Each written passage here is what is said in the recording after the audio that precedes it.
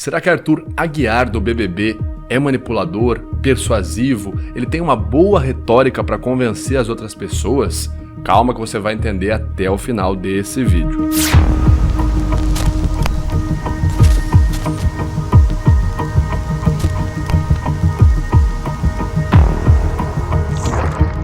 Fala pessoal, beleza? Meu nome é Vitor Santos, eu sou especialista em linguagem corporal, investigador profissional e perito técnico das microexpressões faciais. E você está no canal Metaforando, o maior canal de linguagem corporal do mundo. E hoje nós vamos falar sobre técnicas de oratória, técnicas de comunicação e persuasão, usando como exemplo Arthur Aguiar, participante do BBB 22. Será que ele consegue mesmo convencer as pessoas como a gente pensa? Quais estratégias ele utiliza? Calma que a gente vai falar sobre isso já já. Antes, eu quero te convidar a já clicar aqui em inscrever-se, tá certo? E se inscrever no canal Metaforando e também a curtir esse vídeo. Caso você queira entender mais sobre como se comunicar melhor, entender mais sobre as pessoas ao seu redor e sobre as emoções das pessoas ao seu redor, já se inscreva então aqui no canal Metaforando. Combinado? Bom, então vamos ao vídeo.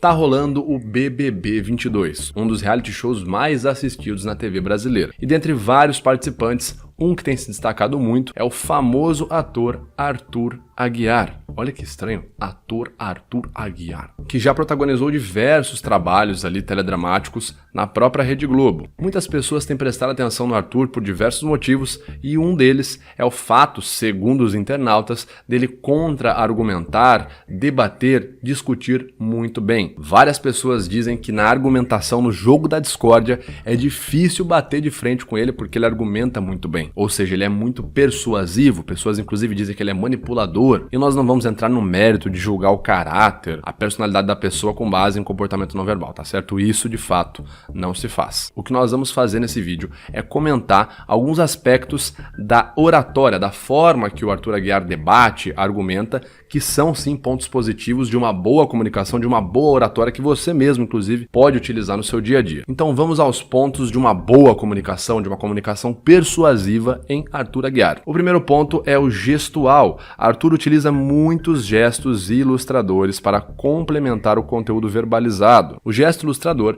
está fortemente associado à persuasão. Ele é utilizado para demonstrar para a pessoa aquilo que você está falando e, consequentemente, seus argumentos são ouvidos com maior aceitação e são entendidos com mais facilidade. E um dos pilares da boa comunicação é você conseguir convencer as outras pessoas e também conseguir fazer ser entendido com muito mais facilidade. O Arthur realiza esses gestos de maneira bem fluida e congruente, sempre acompanhando exatamente o que ele está falando. Então, quando ele argumenta alguma coisa, ele encaixa um gesto ilustrador no meio da argumentação, né? Vocês perceberam? No meio da argumentação. Quando ele vai falar alguma coisa, ele vai acusar alguém, é o dedo apontando para a pessoa, é a movimentação do queixo, a postura se elevando durante a comunicação e os gestos sempre sincronizados. Isso passa, inclusive, uma imagem de muito mais domínio. Se você tem um gesto muito travado, né?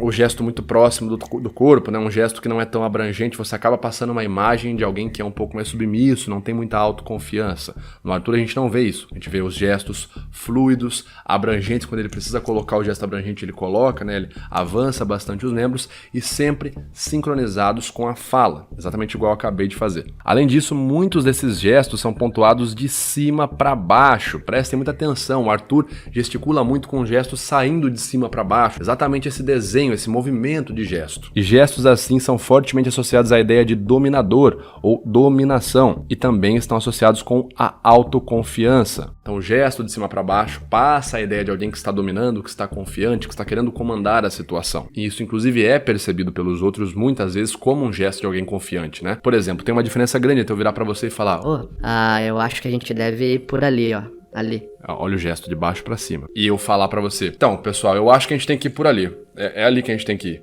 por ali. É uma grande diferença entre o gesto vindo por baixo e o gesto vindo por cima.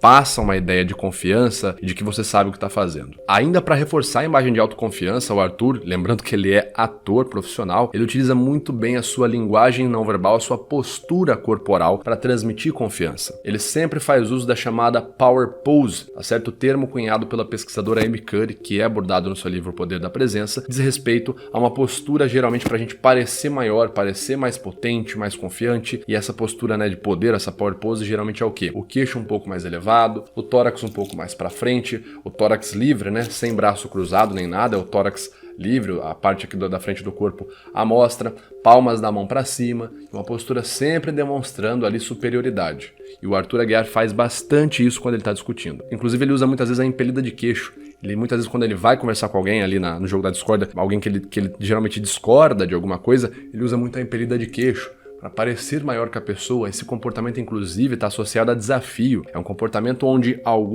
geralmente em mamíferos acontece, né? Um animal desafia o outro mostrando por que ele é mais forte, né? Eu sou mais potente que você, não sei o quê. A gente vê esse comportamento, por exemplo, em disputas de território entre primatas, entre cangurus, entre leões, lobos. É muito comum esse comportamento de impelir a cabeça para frente e para cima para parecer o dominante na situação. E é outra coisa que o Arthur faz bastante também. As explicações que eu vou te passar agora, inclusive, estão no meu livro Linguagem Corporal, um guia prático para analisar e interpretar pessoas. Se você quiser adquirir esse livro e ter acesso ao meu material exclusivo para poder aplicar a leitura de linguagem corporal, análise não verbal das pessoas ao seu redor no seu dia a dia, é só clicar no link aqui na descrição desse vídeo e adquirir o livro. Agora na paralinguagem, que é o conteúdo paraverbal, como que o Arthur ressoa, como são as palavras dele, ele grita, ele tem um tom vocal certo para transmitir confiança? Para me ajudar a responder isso, eu chamo a perita facial Giovanna Menontiello. Fala aí, Gil. E aí, Vitor? Vamos falar um pouco sobre a paralinguagem na comunicação do Arthur. A paralinguagem é a ciência que estuda o aparelho vocal, de modo que tenta compreender não só o conteúdo que está sendo verbalizado, mas sim a maneira pela qual o interlocutor se expressa. Dessa forma, conseguimos identificar melhor o comportamento emocional de quem está se comunicando. Bom, na paralinguagem, o Arthur mantém um fluxo verbal um pouco mais lento e ritmado, e o volume vocal mais alto. A tranquilidade verbal e o fluxo mais ritmado, seguindo a mesma linha durante todo o discurso e de maneira mais fluida, são aspectos que passam mais confiança do que está sendo verbalizado. Quando a pessoa está mais ansiosa e nervosa com o discurso, o fluxo verbal tende a ficar mais acelerado e mais pausado, com quebras na narrativa, e é o extremo oposto da comunicação do Arthur. Ele segue um fluxo mais fluido e um discurso muito positivo e coerente durante toda a sua comunicação. De você, no dia que você deu uma resposta para o Tadeu no ao vivo, falando o quanto era difícil a gente chegar depois. E além disso temos o volume vocal. O Arthur tende a falar com um volume vocal mais elevado, o que também demonstra uma segurança maior naquilo que está sendo verbalizado. Pulou frases que eu não falei.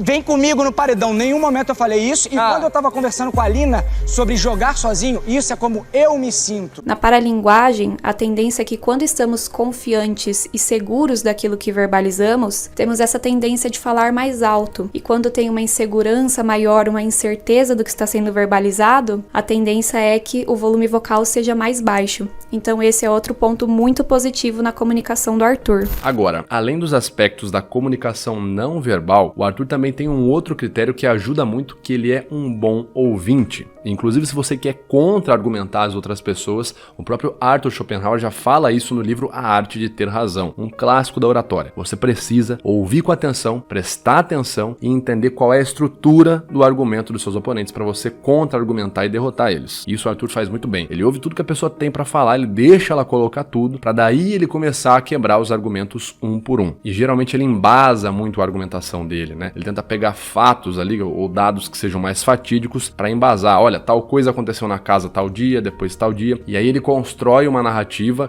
contra-argumentativa. Dificilmente você vê o Arthur tendo ali um fluxo de palavras descabeçado, sabe? Sai falando sem pensar. Não, primeiro ele ouve e aí ele pega ponto por ponto do que a pessoa falou e em cima daquele ponto ele levanta dados para contra-argumentar. Foi naquele dia que quando acabou ao vivo eu cheguei aqui fora e falei para você, cara, achei incrível o que você falou. Era exatamente o que eu queria falar, eu não sabia as palavras certas, fiquei com medo de me colocar como vítima e eu achei que você foi certeira na sua colocação. E ali a gente começou a trocar ideia, aos poucos começamos a falar de jogo, começamos a nos aproximar naquele momento. Você não tinha nada para me oferecer, zero. Essas, inclusive, são estratégias muito utilizadas na retórica, o próprio Schopenhauer já fala sobre isso. A pessoa falou várias coisas, você pega um ponto em específico da argumentação e aquele ponto você generaliza para toda a argumentação dela, derrota aquele ponto, automaticamente você derrotou toda a argumentação da pessoa. Olha, na prática, para ficar mais claro, como que seria isso?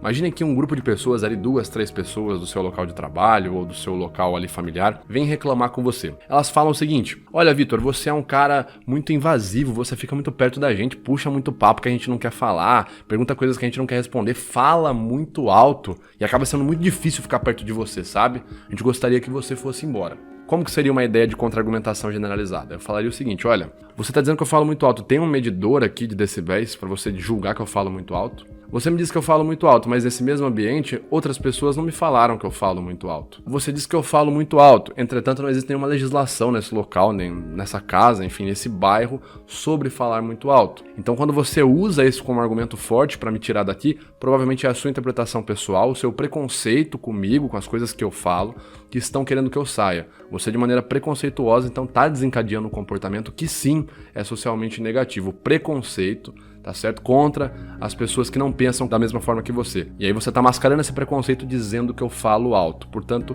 quem deveria sair daqui é quem de fato tá tendo um comportamento perigoso, que é um comportamento preconceituoso. Por mais engraçado que isso possa parecer, é um tipo de argumentação que funciona muito bem. Você pega um ponto da pessoa, uma argumentação que você vê que consegue bater, né, que você vê que consegue derrotar, generaliza todo o argumento da pessoa, muda o que ela quis dizer, inclusive, e utiliza isso em seu favor, tá certo? Derrota aquele argumento base, generaliza ele para toda a argumentação e derrota, por fim, tudo que a pessoa disse. Isso é muito explicado também como estratagema no livro A Arte de Ter Razão, do Schopenhauer. E o Arthur é muito bom em utilizar esse tipo de estratégia, né? Ele desarma o argumento da pessoa, usa muitos fatos, né, para mostrar que a pessoa está errada. Então são esses alguns pontos que o Arthur Aguiar acaba utilizando que funcionam muito bem para vencer uma discussão, para ser mais persuasivo e mais convincente ali durante momentos de debate. Bom, pessoal, isso era o que eu tinha para falar. Se você gostou, já não deixe de se inscrever, tá certo? Corre, clica aqui em inscrever-se, clica aqui em gostei, já aproveita e compartilha com seus amigos para vocês entenderem melhor como contra-argumentar, como debater. Se você, inclusive, quiser entender mais sobre esse assunto, sobre oratória, já comenta aqui, me deixa saber o que vocês estão achando desse vídeo e não deixe de conferir também outros 2 vídeos que eu separei para você. Vou ficando por aqui, um abraço e até a próxima.